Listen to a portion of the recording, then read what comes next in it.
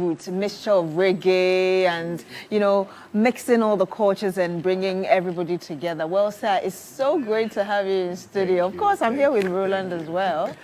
Yeah. Well, certainly. And Rocky Dawuni, the great Rocky Dawuni, just selling Ghana throughout the period when it has to come from the 90s to the early 2000s and to today. Just transcending generations. We now have Gen Z's alphas, but they still get to know you and your music. Thank you, thank you very much. How has it been for you so far? Oh, it's been amazing. I mean, I feel blessed. As an artist, a musician, when you're given a certain gift, you're always very humbled when you have the opportunity to be able to do it what you love.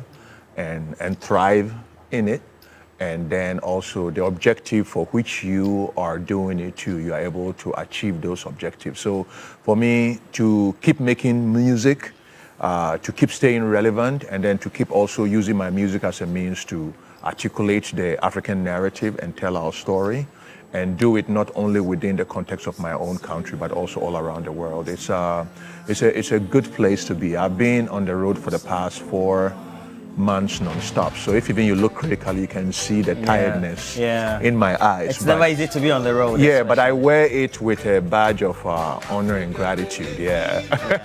How many albums do you have activated? Eight, and then a bunch of singles. In getting those projects going, knowing that it's reggae, roots rock reggae, it's hardcore reggae, etc. No, it's not hardcore reggae. Okay. I want to correct you over there. My music is Afro roots. Okay. So there's a fusion. High life and reggae and all of that. What other considerations do you tend to make, knowing that the generation is changing, perhaps the culture of the way they like it is also changing, and so you tend to make those considerations? The thing is that as a musician, and an artist, you are an expression of the times in which you are. You are like, a time capsule. So you have to also make sure that whatever you also open yourself to be able to listen. I always say that a good musician is the one who's a good listener. And also being a good listener means that moving forward is not necessarily constantly striving to go forward, but it's also recognizing what is around you and being influenced by that. Like I spend a lot of time listening to a lot of our upcoming musicians, and when I meet them, I tell them, and many of them get surprised because they think that I'm just out there doing. I'm just like, no, my inspiration comes from you. You are the one I listen to because you're coming with so many different dimensions of musical perspectives that I myself have to be a good student to constantly learn and be aware of it. And then when you're aware of that too, it allows you to also have a pulse on the heartbeat of the moment and then the times in which you live in, so you can be able to integrate it, not only to articulate the sonic and language of the times you live in, but also be able to project kind of a sonic language that speaks to the future. So if you have that approach to music and you're humble enough to learn from everybody, from the upcoming, the older musicians. I spent time I was just with Ebotela. I just visited Ebotela. The great veteran. I was just at his house, So you have to go and learn. You have to be out there. You have to be a good student in order for you to achieve the greatness that you desire.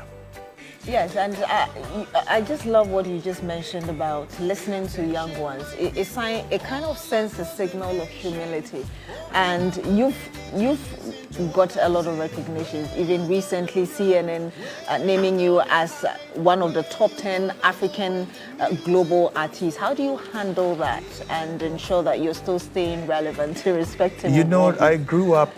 When you are a child that grew up here with a dream, and you work at the dream and believe in it, and then at some point you see the dream manifest and you are resilient and focused, and it teaches you a big sense of humility that God only can add to you if your cup is not full. you know. So that humility too allows, and humility does not mean just being docile. Humility means that understanding that you don't have to put your ego as a means by which you engage the world. An interesting story that I always tell was that, you know, one day when I was growing up as a musician, I remember there was a cover of a record in my neighbor in Koforidia's house. They had fresh new releases, so I would always go and then look at their records and listen to it. There was a cover of Stevie Wonder's Hotter Than July when I was a kid, you know. So I looked at this cover and I was enamored by the art, you know, like the braids and then all the stars and then the glasses. It was a very iconic photo. And I was saying in my mind that I want to be a musician who can be relevant enough that one day I'll play alongside this man. And then it came to pass when me and Stevie Wonder were playing in one of the biggest venues in the world, Hollywood Bowl. Wow. You know, Hollywood Bowl, you know. That's big. It's, you know, I mean, I always say that we've had opportunity of playing Hollywood Bowl. Over 20,000 people in one of the most iconic venues. Everybody from the Beatles has played there. So I came, did my set, and then later on Stevie invited, you know, myself, Janelle Monáe, you know, a whole lot of other music stars played. Stevie headlined the festival, and after all, Stevie invited all of us on stage to do Higher Grounds together. So at the backstage afterwards, I was like brimming with, you know, because it's like you dream it, and then you see it manifest. So I told Stevie the story about me being a kid and watching the cover, and all of a sudden it looks like here I am with Stevie on stage on one of the biggest, most iconic venues. And then he said that, you know, you manifested it through your hard work. Yeah. And for me, it was something that resonated with me, and something that I always tell, you know, when I meet young artists who come and then they see me in a certain light, I tell them, no. Calm down. Don't call me any this. That's not how I see myself. I see myself as a colleague. I see myself as an artist who's constantly learning. The day I stop learning is the day that you know, I stop growing and innovating. Yeah. So you are a contemporary. Teach me as I teach you. Yeah. And that is the way that you grow. I believe that, you know, you have to let go of your ego and let God. You know, you have to be a conduit of greatness rather than you be a blockage for your potential. Yeah. You know, so I see it that way, and that's what keeps me. That's what keeps me going. Yeah. But again, tied to humility is also patience. You've been in the system for long, and sometimes young artists are in a hurry. They want to make it very quickly. But again, when you listen to people who love music, especially the kind of songs you play, they see the difference of sometimes brooding over the lyrics, Yes. and how you're forming it sometimes years before you eventually come out. Yes. How do you work it out and tell the young people that you don't have to rush to come out with songs? You know, I always tell them that, you know, there is the way the world perceives and the way you perceive yourself. And to build a sense of resilience, you have to have that innate strength, innate fire that is unquenchable. You have to have the ability that every no is an opportunity. And every you can do it is an opportunity to do it. You see, you have to build it as an operating system in your mindset. Yeah. So that when you engage the world, and then it's not only an attitude, but that's an attitude you build, but then you support it too with the sense of constant learning. Yeah. You know, at some point I would take time off because when In Ghana became a huge global hit, you know, all of a sudden I had a big tour in the US. I was playing on the biggest stages from WOMAD, you know, I was, you know, sharing stages with everybody from, you know, when Miriam Makeba even came back from retirement to do, me and her were doing WOMAD Festival, Femi Kuti, all of that stuff. You know, I'm just letting people know where you've come from, where I've come from and how I built all of that and the kind of level stuff. of artistic. After In Ghana, when everybody was hailing me as, you know, one of the next biggest thing that's coming out of reggae, out of Ghana, I went to go learn songwriting, work on my voice, and then started trying to integrate more of the high life elements into my music and traditional elements. So the next evolution of my music was not that part. It totally changed. Yeah. And even some of music executives came to me and was like, wow, you are really brave because you've worked hard. And we're just listening to the song there. You know the song at the background, the track. You can feel the percussions traditionally also taken from Yeah. This roots. This is Wig the Town, and Wig the Town was actually used. So when I did that, all of a sudden it opened a bigger world. Was it used for a soundtrack of a movie or something like that? This was used on video games and TV shows and all of that. Yeah, many people who play FIFA like heard this song. Yeah. And it was millions and millions of people around the world who heard this song. Let's wait and then get the tune. Move your heart and beat to Africa's wake up the town so we can take it again. Wake up the town so we can take it again. Wake up the town so we can take it again.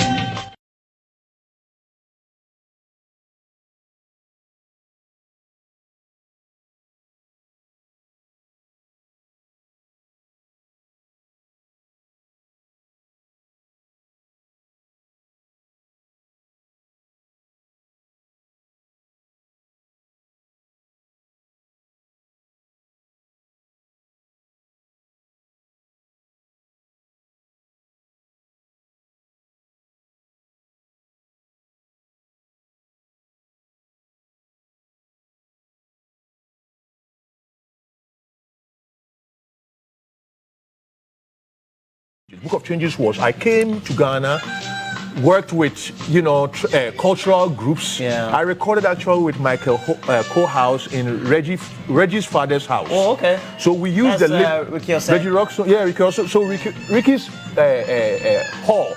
Because we didn't have a studio that could record all of the traditional drummers, the whole hall we turned into traditional drummers where all of them. Just arranged them. We just arranged them and recorded all of that. So that formed the foundation of the new album. So it was a new sound, fusing reggae, Afrobeat, and all of that. And then once this album was released, it was FIFA, EA, all of that started using also American television. Yeah. So this was when I was launching the record in Los Angeles. It was a sold-out event. Yeah. So the venue that was doing, this was a venue that I had started to support African music. It was called Afrofunky. And then in the midst of my concert, a sold-out concert, lines outside the scene, everybody was trying to get there. Stevie Wonder comes to the concert. Stevie Wonder was there, everybody. I was on stage when somebody came and whistled in my ears that, Mr. Stevie Wonder says that if you want to have him on stage, he will come on stage. And I was just oh my God. So immediately I announced and then he came. So this is him with me. This was not even the Hollywood Bowl. This was before Hollywood Bowl. There was an interaction I watched that was profiling you on DWTV as well as on the BBC, in which they tried to draw the link of your music to the 70s avant-garde kind of pop culture, reggae with Bob Marley, as well as Burning Spear and their invasion of America in the early 80s as well. And they tried to draw a link with Osibisa, and you could hear the percussions in there. You see, the things that I'm a product of this place. I'm a product, as much as we are all influenced by music that comes out. Our music influences our brothers and sisters in the diaspora. So music, there's a constant cultural conversation, and that cultural conversation is what tells our story and keep our history and our spirits together across generations. So for me, I learned a lot from what is coming. But at the same time, everybody's looking up to Africa for the innovations. So I make sure that the influences that I have grown up, from the Nanam Pedu to the Amachi Dedes, to the Rex Omas, to the Amanzibas, to the Safuhini Janis, to the, all of these traditional music, to the Willowmans, the stuff that I grew up on that were foundational to me, also find their way into the way I interpret. Konimo, yes. Konimo Osibisa. Yes. Tonto was a father figure to me. He was a mentor to me, Teddy Osei, I will call Teddy, talk to him. These were all people who mentored me. So my sound was a representation and kind of an expression of who we are and where we're going. What's your new project you're working on, and what are the real influences of the current generation that tend to affect what you tend to? Well, there's a few projects that I'm working on. So first of all, there's a single that actually the song that is playing in the background right now. This was I filmed it in Brazil. This was in Bahia, Brazil. So showing you like how interconnection. This was, everybody thinks it's Africa, but it's in Brazil, in Bahia. This is the street that Michael Jackson filmed. They don't want to. All they want to do is they don't want to. Same street, with In Rio. In Rio. No, this was in Bahia. Bahia. Right. Salvador Bahia. So what else I'm trying to carry across is that, we have that responsibility of telling our stories through our music and our culture. And I feel that right now I have a song that just came out. It's a collaboration with me and Bob Marley's daughter, Stella Marley. It's called I Got a Song. And then today, as we speak, there's a new video that is premiering today. That is a song that I did with 3 different artists from different parts, 3 top artists from different countries. Do we have that countries. video? I don't think that video has gone live yet, but we have the one with me and Stella Marley. Okay, that's I Got a Song. I Got a Song, okay, I Got a Song, we'll get it ready. Yeah, okay. So the new one that is coming out today, later today, was I worked with one of the top salsa artists in the world, Tony Sukar, one of the top jazz artists from South Africa, Vota Keleman, and then rising R&B artist from America, Matt B. We collaborated to create a new sound called Afrobeat Salsa. Afrobeat Salsa. Afrobeat Salsa. Okay. So does it have a bit of reggaeton kind of? This is not reggaeton. I'm Afrobeat and reggae. This is going for the real stuff. Yeah. The things that we don't even follow the trends. Yes. I don't like to follow trends. I just create. I just create. That's why you find the real traditional players in this, and all of that. So and this is the one I Got a Song. This is I Got a Song. Yeah. So this was, Wherever you are, I know you will be throwing your hands up in the air.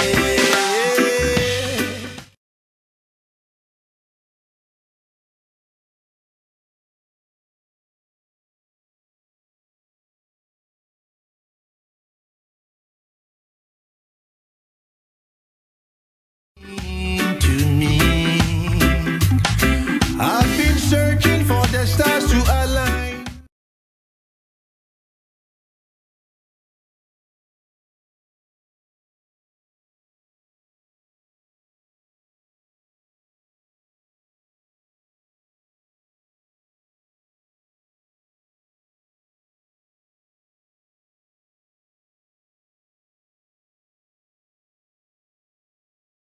Stella Marley doing a verse and that kind of stuff. It's got some connection. It's really very nice. But just very briefly, congratulations on the diplomatic passport. Oh, thank you very much. Thank you. I mean, I am thankful, and I want to also thank the government of Ghana, the head of CEO of the Diaspora Affairs, my brother KOD, Minister Okuyetu Ablakwa, all the people who work within that space for this honor that has been conferred on me, because for me, I have been already working in this space as that's my nature. I always believed in Ghana. I always believed that we all have a story to tell, and we all have the opportunity and ability to tell our Ghanaian story, not only within the continent, but also around the world. And I have done that both through my work and also serving as an ambassador too for various organizations from the United Nations, all around the world. I've had a role, shall I say, a musical, cultural, political role for a long time in various dimensions, serving and you're still other holding organizations. that, right? UN I'm still the Goodwill United Ambassador Nations. for Africa, and then for the environment. Yes, I'm still the United Nations Environment Ambassador for the continent of Africa. But how is this going to help your work with this diplomatic You know, passport? the thing is that any recognition by your country is also, it buttresses the fact that there's a sense of appreciation because I go for a sense of gratitude, and I feel that it's also a symbolism too that the creative sector is a big contributor to telling the story of our country, and also the creative sector is also a primary driver for our vision moving forward. So for we within the creative sector, our works to be recognized, it's not necessarily me. You know, I don't see it as me. I see it as us. You know, I've always seen myself as everything I do is in service to my country. So this recognition is a recognition of all of us as musicians, players of instruments who have been ambassadors for our nation for a long time. And we give thanks for this recognition. But you've had to fight off criticism. I saw something where you said that... I think the headline was a bit... misleading. Kind of, misleading. It was not a criticism. It was not a criticism because people were saying that there was some conversation online, you know, about, and then I was asked whether, you know, in terms of was there any kind of affiliation to government and all of that kind of stuff. And for me, I felt it was important to address it, and I'm glad that came because I feel that sometimes, you know, in our country, we tend to trivialize things. We tend to also create conversations on things without focusing together to see the value and move forward. There's no need for us to have any other alternative conversations when it is about bringing people together to focus and advance the cause of the country collectively. Yeah. So if you are advancing the cause of the collective, it has to be within somebody's time. Yeah. It can be the prior government's time, this time, but it's happening right now. We all live right now. Yeah. Who knows tomorrow? Tomorrow might not be ours. Yeah. You know. So if we have that opportunity to aspire and push our country, we have to all band together and be glad and be grateful for that opportunity, as I am, you know. So I like to address that because I feel that sometimes if our blessings are always seen in partisan spectacles, we will lose the direction that God is pointing for us. Yeah. And I feel that as a nation, we have to be very careful. This is deep. Gen Z would say this is dope. Yes. But a lot of people just watching, and let me just read 3 or 4 comments. I'm always ready for the comments during the interaction. Yes. This one is coming from Nana Gazo. Nana Gazo runs Studio 544. I know Nana Gazo very well. And he says that, Chale, you're always looking great. He celebrated his 60th or 61st birthday recently. He says Rocky Dawuni is always a big artist, and working with him is always a delight. And we all have an interesting Nana Gazo worked with me from the early days and all of that, you know, in Tamale, organized some of my earliest concerts there. And and then Oseboatin also says that Rocky Dawuni, if you listen to his songs, especially the ones that he puts online and on a streaming platform, you really would know that we have a great ambassador who has always blazed the trail of Ghana music, but also reggae and African Afrofusion songs worldwide. Captures it all. Yeah. Thank you very much. Thank you very much. And thank you for passing through. You say your song coming out today by close of the day will be on it's your called YouTube They channel. Know. They Know. Yeah, so They Know. And it's a fusion. It's the first ever Afrobeat salsa fusion that, you know, and it fuses Afrobeat, jazz, salsa. It's a big song. It's a big song, you know, and it's myself, Tony Sukar. Tony Sukar is one of the biggest salsa artists in the whole world, Latin artists in the whole world. You know, Matt B, you know, and then also Voda Kellerman, you know. It's a special song, and it's coming out right today. Yes, the video. You know how they do it on YouTube. They tend to give you a reminder time. For Yeah. All right. Yeah. Well, thank you very much, Rocky Dawuni. I think she has. Do you have any final words, really? My final words is I want to talk about the issue of galamsey. The issue of galamsey in the country, the issue of the destruction. As an ambassador for the environment for Africa, it has been a lot of times, to go to some of these international conferences and have to be asked about this issue that is going on in my country, and I just want us as a people that this responsibility is not only government, this is a responsibility of all of us Ghanaians, because if we are blessed with waterways that have existed thousands of years to serve our ancestors and us and serving us right now, and also Ghana being the Gold Coast, the place of gold, the place of all these riches, and this generation has come to a point whereby we are destroying all of these, shall I say, assets, natural assets, and compromising it for the sake of the future generations. I feel it's a curse, so we need to do everything in our power. And this is not only the citizens, the chiefs, government, individuals. We all need to become vigilant and solve this problem right now. Or else one day we'll be here and we'll have to import water. We have to import the food that we eat, everything from outside. So, and it will be a betrayal of the mandate that generations have entrusted. A lot of people love you.